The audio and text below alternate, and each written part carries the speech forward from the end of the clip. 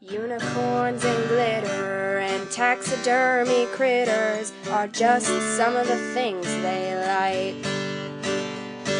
They also enjoy 80s hair bands, Grizzly Adams and John Goodman, so if you think that's weird then you can take a hike. But the things they enjoy the most are making art and cracking jokes, so without further ado, here are your hosts. You've got your two artsy gals, your two artsy gals. Here are your two artsy gals.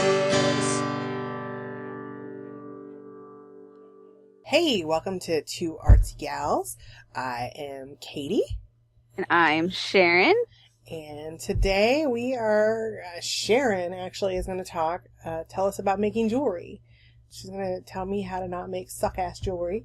Crazy, awful jewelry. I'm just really bad at it. So, and it's actually the finer details and the finishing of the jewelry that I'm so horrible at. But I think that you were going to start off with maybe telling us about some tools that we need. Yeah, I think it's really important if you're wanting to make your jewelry, even simple beaded jewelry, to have the right tools. A few things on hand. We talked a lot about tools a few episodes ago. But a few things that are really important to have are a good pair of needle nose pliers, chain nose pliers, which are the ones that are flat, and some good wire cutters, some flush cut wire cutters. There's lots of other things to have too, like hammers and files. You can get a good set of files for pretty inexpensive. But having those few tools to help you make your jewelry not suck and finishing your jewelry, it just makes a world of difference. And I think it's really important, too, to make the back of your jewelry look just as nice as the front of your jewelry. Even though you're not seeing it, you should take pride in your work and make everything finished. But it's also going to be against somebody's body, so you want to make sure that it doesn't have wires that are going to snag, filing those little wires down, completing your wire wrap so it looks nice and finished, because that wire wrap is functional, but you also want it to look pleasing to the eye. Well, and I've had jewelry that I've bought that's handmade that, like, it's had wire wrap and stuff in it that's gotten stuck in my clothes or snagged in my hair or even been, like, really uncomfortable against your skin. And that's frustrating because you also want to look at how it's going to hang on somebody, too. If it doesn't hang right or it's snagging in your hair, you're not going to want to wear those earrings at all. So I think it's really important to pay attention to those little details. Just taking that time to, sand something down or file it down. And I think wire wrapping is a really important thing. I think that I'm kind of anal about the wire wrapping because I've seen such bad wire wrapping and then I've seen really good wire wrapping, and people that can do really nice wire wrapping, it just makes the difference. But just a simple, even if you're just making a loop to go through an earring, that wire wrapping should look really nice and finished. Now, can you, just for us lay people or people who don't know, like, what exactly is wire wrapping? Like, what are you considering wire wrapping? Simply taking a piece of wire and making a loop or or almost creating like a shank around a pendant, or a loop where a dangle would hang from your earring and attach to the ear wire. Or it can be as much as like wire wrapping around a stone. Anything that you're going to wire. So I was thinking more like the wrapping around the stone. Like, that's the wire wrapping that I've done or been familiar with. Yeah, a lot of the jewelry that I make, I use a lot of wire wrapping because I am using wire to attach the ear wire to the charm that's hanging from the earring, or the piece that's hanging from the earring. So, or making beads in between, like if you're making a necklace and you have chain and then you do wire to a bead and put that wire through the bead and then have to wire wrap it to attach it to the next piece of chain. That's a lot of the wire wrapping that I use. And you're making all of these things, like, because you can buy all that crap at the craft store, but it's always, I run into this like, hey, I can't find the color of metal I want, or this doesn't match what I'm trying to do. So you're saying that you're making all of those little hooks and loops and bits and links to attach stuff. Correct. Oh man, you're way better at that. That's why you do jewelry and I don't. So. Well, it can be less expensive, I think, too. And yeah, because some of that stuff is ridiculously overpriced. Like, right. Whoa. Well, and I think it's, there's kind of this fine line. Like, if you just want to make a pair of earrings, then no big deal. But if you're going to make a lot of jewelry, then get the things in bulk. Make that investment to buy 500 jump rings. Mm-hmm. Because you're going to drop half of them anyway. Well, not half of them, but you're going to drop a lot of them. I spilled a whole little bag of them in my couch, and I can't get any of them back because my couch has a hole that eats things. So. Oh yeah, see, there you go, exactly. And I use a lot of mixed metals, so I don't. If I buy 500 brass jump rings, it's fine because I know that I'll use them with gunmetal chain. So I use a lot of mixed metals, I think. Because I like that look and I like mixed media, and that's kind of another way to do mixed media is having the mixed metals. And see, I get all like, I think it's just a lot of possibilities. You know how I am. I get all twitchy about that shit. Like if I'm making something and I have like a clasp and I can't find jump rings that are the same color metal as a clasp, I'm going to have like a little breakdown in the craft store. Because that's how I am. But yeah, like my stuff is so mixed metal that it never matters because like the pendant's going to have mixed metals and different colored patinas on it.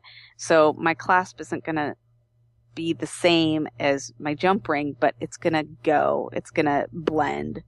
Since they've come up a few times, because I don't really know what all that stuff is called. Like, I know what a jump ring is, and I know what a clasp is, but there are several different kinds. Like, can you go through the basics of, like, jump rings and clasps and other findings and tell us what they're for? Sure. Yeah, there's jump rings, which is basically a circle of metal with a cut in it. So you can open it and then close it. You can solder that opened or closed if you want, but you don't always have to if you don't have a soldering knife or iron. And those come in all different metals. You can even make them. In gunmetal, brass, copper, silver, sterling silver, gold filled, silver filled. So they come in anything that you want. Any of these jewelry components I'm talking about will come in any amounts of metal. And they come in all different sizes and gauges. Okay. And the gauge is going to be the thickness of the wire. And that's basically what a jump ring is made out of, is a wire that's been looped and cut into a circle. Now, is it the same as like jewelry and piercing jewelry and stuff? Like the smaller the gauge, the bigger the wire? Correct. Okay. Yeah, the same thing. And then there's split rings, which is like, the rings that are on a keychain? Yeah. So that comes around. So they're just very, very tiny. And they're called split rings. I use those sometimes for a clasp to attach clasps on my necklaces. So I'll use one for the loop to put the clasp through, and then one to attach the clasp so it doesn't just split open with a jump ring. Yeah, a little more secure. A little more secure without having to solder. Yeah, I just bought a pair of pliers that are made to open those little teeny tiny split rings. Mm-hmm. Because they're insane to try to get open. So yeah, they're I have really a little different. pair of pliers that are specifically made for that. Oh, that's awesome. I don't have that. I do look for D-ring pliers on Amazon. Uh-huh. So that's awesome. I thought there has to be a better way to do this. Oh! Yeah. So. Yeah, they can be frustrating. And then as far as clasps, there's lots of different kinds of clasps. Just your regular lobster clasp that you just pull a little lever and it opens. They come in all different sizes. I prefer bigger ones because, they're a little bit bigger. It's easier to get a hold of. And then you have your toggle clasps that is like basically a circle with, I call it a stick to go through it, and it, tension. Okay. Yeah, and those come in all different shapes and sizes. I didn't know that's what they were called. Yeah. One of my favorite places to order things from is Vintage because they have the mixed metal components, and they have a lot of interesting clasps as well. Let's see. What else are there? What about the ones that look like a little barrel that screw? Oh yeah, there's those. There's magnetic ones. There's one, yeah, that screw together. The magnetic ones are cool. Kurt, my husband, got me a bracelet a long time ago, like before we were ever married, that had a magnetic clasp, and I was very skeptical. I'm like, what? A magnet? I don't trust a magnet to hold this bracelet, but they're really strong magnets. They are really strong. They work really well. Yeah, they do work really well.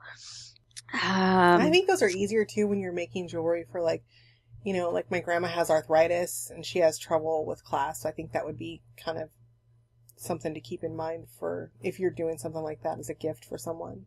Yeah, absolutely. And most of those are the magnets, those really strong, almost like earth magnets that are really strong. So yeah, for an older person, they could just kind of, you know, it's just going to grab and then pull apart. Yeah, absolutely. I think those are great for older people for sure. Or even for, like, probably little kids too, like, you know. Mm-hmm. Yeah, absolutely. I think they're great for anybody. Yeah. I wasn't saying I was just thinking, like, I always have trouble fastening my bracelets. What the frick am I talking about? So yeah, no kidding. Yeah, especially for bracelets. So those are the ones that I think that I usually use for clasps. Then when you start to get into ear wires, there's all sorts of different ear wires. You can make your own with wire. Can you buy surgical steel wire to make your own ear wires and stuff, or? Oh yeah, I'm sure. Yeah. Okay. There's also, I mean, you can buy wire. Yeah, all sorts of different wire.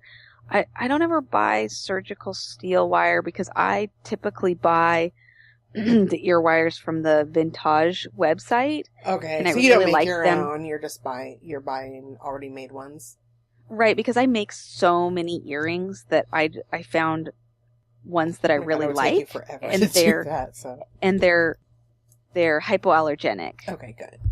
So they're a brass finish from Vintage, and they are hypoallergenic. So I just get them from there. But you could, if you wanted to make interesting shapes of earrings, yeah, it's really fun to just, you know, wire wrap. And they have tools that are kind of like, I don't know if you call it a jig but it has a base, and then you can put little pins in it, and you can take the wire and make shapes. Oh, and then cool. you could, like, so make it it is kind of like a jig, I guess. Yeah. So there's all sorts of different, you know, there's French ear wires, there's round ear wires, there's arched ear wires that would clasp. So the possibilities are really endless on findings. Now, do you use a lot of the crimp beads and stuff like that, or? I don't use a lot of crimp beads because I don't do a lot of stringing of beads. Okay. I used to do that a lot, and I used different filaments to string beads, but I use mostly chain for my necklaces now. Okay. But yeah, if you're using the crimp beads, you do want to. There's some tools for using those crimp beads. I think they're just called crimpers.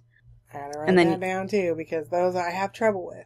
When I'm doing beaded jewelry, I have trouble making them not look like I smashed a bead on a piece of string. Oh, and that's basically what a crimped bead looks like. They do, you know, if you can put something else over it, that's great. But yeah, they just have do little look like things that you can bead. kind of put over them. Yeah, you squeeze over them and stuff. Mm-hmm. So, but they do. You also want to make sure that you get the right string and beading string and filament to use. And usually people at the bead stores are great about helping which weight you'd want to use for what kind of beads you have. Because I definitely have, actually this happened to me at the bead store. I was bending over a tray of beads to look at beads, and my whole necklace that was strung broke. And oh no, so you had to sort it out of the beads? Their beads. Oh, and they were God. So nice about it. I couldn't believe it broke over their beads. But obviously they could tell they weren't their beads because it was just like different colors all scattered throughout. But I was like, oh, that's too wow, bad, though. Clearly used the wrong material. And they were really nice because then they helped me get the right string to restring my beads. Maybe that scarred me. Maybe that's why I don't string beads very much anymore, and I do mostly chain. You're so funny. And then, you know, some of the other things that I use, you know, people don't necessarily always think about, and this is kind of the mixed media part. I use patinas, like patina paints on my metal, on my jewelry. And again, Vintage has great patinas. I'm trying to look them up right now. And they come in a lot of different colors, and you can just paint them on, and they're so user-friendly. You can just slap them onto the metal, kind of mix them around. They've got lots of different colors, and then you can mix the colors together or just use the one color. So you kind of have to shake them up. Are they making a chemical reaction that's causing the patina? Or are they a paint? They're more like a paint. They call them patina paints. Or patina... What do they call them? They call them patinas, but it's not like the chemical reaction that you have, like if you're to put a piece of metal in with like sulfur oxide or whatever. It's not that same reaction. They're more like an inky paint, and they adhere to the metal. Oh, that's neat. The way they recommend to use them is to paint them on, but then quickly, so I usually have, my metal will have a texture to it, so it'll be embossed or hammered, so then you'd paint it on and want to sand some of the patina away from the metal to have the highlights. And the way they recommend using them are to paint them on and then have them sort of tacky and then sand them off. But I use a really heavy grade sandpaper or sanding block, because I want to have the metal really rough looking. So I wait a day. So I usually paint them in the evening, and then the next day I'll sand the crap out of them, because I want them to look really industrial and Gotcha. old, or kind of like a raku ceramics, or really old, they've been really aged. So I use them a little differently than what they recommend. Well, that's kind of what it's all about, though, is figuring your own way out. Exactly. And you can layer them, so you could put one color onto the metal, let it dry, put another color. So you can layer them a lot. They're really fun to use, and they usually come in packs of 3. And so they'll come with a nice color. So, I mean, they're like $9. Oh, that's not bad. No, not at all. For a pack of 3 different colors. So, now, and I have a lot of different colors, but I use a lot of sort of the same. I use a lot of purples and blues. So, and just mixing them together is really fun. I have found, though, a couple people have needed me they've lost an earring. So trying to recreate those colors, I end up just making a whole new pair of earrings. Yeah, because that's hard to match when you've mixed it yourself. I run into that trouble. I always mix too much paint when I'm doing a piece, because I hate running out of paint and then trying to match the color in a single piece to try to make it match up. It's hard. And with these, you can't save them because they just dry. Yeah, no. So. Now, do you ever use the chemical, the oxidizers that would make copper turn green, or? I only use one. It's like a, sulfur oxide, I think, to turn things black. I've used that on silver, but I've even, what is actually really awesome too, if you use the the metal stamps to hammer into metal, I think you have some, you can stamp letters into to metal. If you use a Sharpie and fill in those cracks and then sand it away, Sharpie works really great to create those black. And you don't have the stinky. If you don't have that stuff, because some people, it can be a little expensive, but some people just don't want to mess with those chemicals. It's chemicals. I was just wondering if you had ever used, because I've been looking up ways to patina copper, and I looked up salt and vinegar. Yeah. Was a way you could do it. And then somebody had this crazy elaborate instructions on how to build a fume chamber and use ammonia. Uh-huh. But then I was like, ugh. Yeah, I don't want to use ammonia. That stuff's bad. Sometimes there's just a lot of different ways to get color onto metal that, is easier. Or just if people don't have the access, if they're just wanting to make a piece of jewelry and they want to just have that color in there, and they're just going to make a pair of earrings for themselves and not making a ton of them, Everybody's got a black Sharpie around, or even a green Sharpie.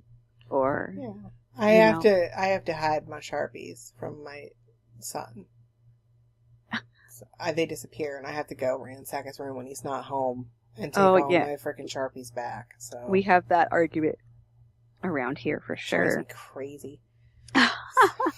So now that we know about tools and materials and stuff, I just really need to know how to make my jewelry not look so crappy. Like an amateur did it. Like, how do you finish it off nicely? How do you not have wires poking out? Or how do you attach a clasp and make it stay? And well, I think using those things like having a clasp and, maybe using those split rings, and if you don't feel comfortable wire wrapping, I think learning how to wire wrap's really important. Is just taking a class or having somebody that's really good at it go over it with you a few times. I think I need to do that. And they're like bead stores usually have offer classes like that, don't they? Yeah, absolutely. And I think things to not poke is just, making sure that you cut those extra pieces and so they don't poke out, And I think the trouble that I have, because I do most of the jewelry that I make, I'm stringing beads. Mm-hmm. And so that's where I run into, like, I have this little, usually what I use, I don't know what it's called, but it's like the really thin filament wire that has the little plastic coating on it. Mm-hmm. And yeah, I can't think of what it's called. I can't think of what it's called either, but like, how do you not have that piece of, what do you do with the little extra end? How do you have that? And how do you smash it all together so it doesn't look like shit? Usually, either trying to cut that little extra end off as close as you can, and that's having the right kind of little flush wire cutters, or being able to tuck it into another bead.